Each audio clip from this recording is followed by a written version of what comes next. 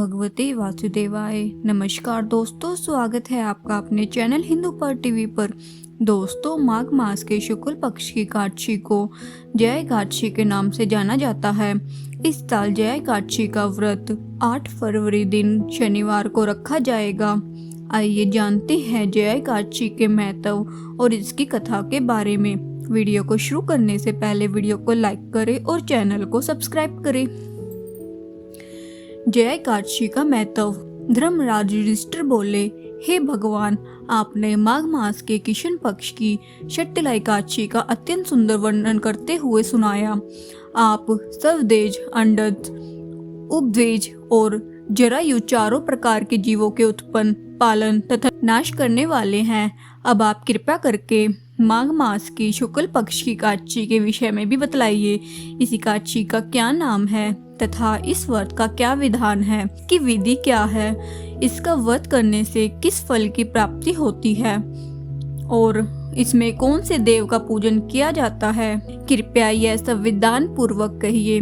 श्री कृष्ण जी कहने लगे, हे राजन, माघ शुक्ल एकादशी के दिन आने वाली एकादशी को जया एकादशी के नाम से जाना जाता है। इसका व्रत करने से मनुष्य ब्रह्मा आदि पापों से छूटकर मोक्ष को प्राप्त होता है तथा इसके प्रभाव से भूत, पिशाच आदि योनियों से मुक्त हो जाता है। इस व्रत को विधि पूर्वक करना चाहिए। अब मैं तुमसे पद्म पुराण में वर्णित इसकी महिमा की एक कथा सुनाता हूँ। जया एकादशी व्रत कथा। देवराज इंद्र स्वर्ग में राज करते थे और अन्य सब देवगण सुखपूर्वक स्वर्ग में रहते थे। एक समय इंद्र अपनी इच्छा अनुसार नंदन वन में अप्सराओं के साथ विहार कर रहे थे और गंधर्वगान कर रहे थे। उन गंधर्वों में प्रसिद्ध पुष्पदंत तथा उसकी कन्या पुष्पवती और चित्रसेन तथा उसकी स्त्री मालिनी भी उपस्थित थी। साथ ही मालिनी का पुत्र पुष्पवान और उसका पुत्र माल्यवान भी उपस्थित थे। पुष्पवती गंधर्व कन्या माल्यवान को देखकर उस पर मोहित हो गई और माल्यवान पर काम बाण चलाने लगी। उसने अपने रूप, लावण्य और हाव भाव से माल्यवान को वश में कर लिया। हे राजन, वह पुष्पवती अत्यंत सुंदर थी। अब वे इंद्र को प्रसन्न करने के लिए गान करने लगे, परंतु परस्पर मोहित हो जाने के कारण उनका चित्र भ्रमित हो गया था। इनके ठीक प्रकार न गाने तथा स्वर ताल ठीक नहीं होने से इंद्र इनके प्रेम को समझ गया। उन्होंने इसमें अपना अपमान समझकर उनको शाप दे दिया। इंद्र ने कहा, हे मूर्खो, तुमने मेरी आज्ञा का उल्लंघन किया है, इसलिए तुम्हारा धिक्कार है। अब तुम दोनों स्त्री पुरुष के रूप में मृत्यु लोक में जाकर पिशाच रूप धारण करो और अपने कर्म का फल भोगो।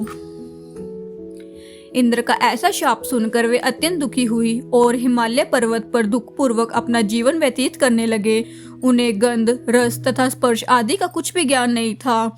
वहां उनको महान दुख मिल रहे थे। उन्हें एक क्षण के लिए भी निद्रा नहीं आती थी। उस जगह अत्यंत शीत था। इससे उनके रोंगटे खड़े रहते और मारे शीत के दांत बजते रहते।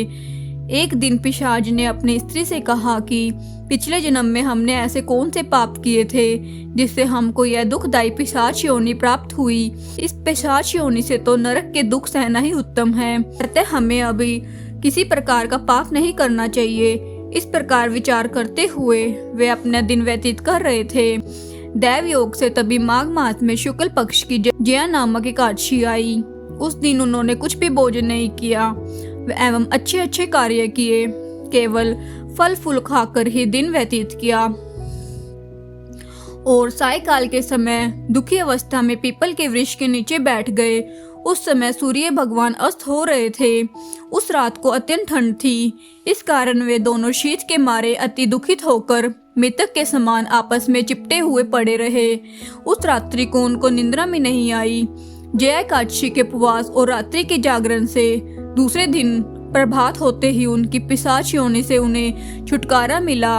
अत्यंत सुंदर गंधर्व और अप्सरा की देह धारण कर सुंदर वस्त्राभूषण से अलंकृत होकर उन्होंने स्वर्ग लोक को प्रस्थान किया। उस समय आकाश में देवता उनकी स्तुति करते हुए पुष्प वर्षा करने लगे। स्वर्ग लोक में जाकर दोनों ने देवराज इंद्र को प्रणाम किया। देवराज इंद्र इनको पहले रूप में देखकर अत्यंत आश्चर्यचकित हुए एवं पूछने लगे कि तुमने अपनी यह पिशाच योनि से किस प्रकार छुटकारा पाया, अतः हमें यह सब बतलाइए। माल्यवन बोले, हे देवेंद्र, भगवान विष्णु की कृपा और जयाकाक्षी के वध के प्रभाव से ही हमारी पिशाच देह छूटी है। तब इंद्र बोले कि हे माल्यवान, भगवान की कृपा और एकादशी का वध करने से न केवल तुम्हारी पिशाच योनि छूट गई, वरन हम लोगों के भी वंदनीय हो गए, क्योंकि विष्णु और शिव के भक्त हम लोगों के वंदनीय हैं, अतः आप धन्य हैं। अब आप पुष्पवती के साथ जाकर विहार करो। श्री कृष्ण जी कहने लगे, हे राजन युधिष्ठिर, इस जयाकाक्षी के वध से बुरी योनि से भी मुक्ति मिल जाती है। जिस मनुष्य ने जयाकाक्षी का वध किया है, उसने मानो सब यज्ञ, जप, दान आदि कर लिए। जो मनुष्य जयाकाक्षी का वध करते हैं, वे अवश्य ही 1000 वर्ष तक स्वर्ग में वास करते हैं। जय श्री हरि।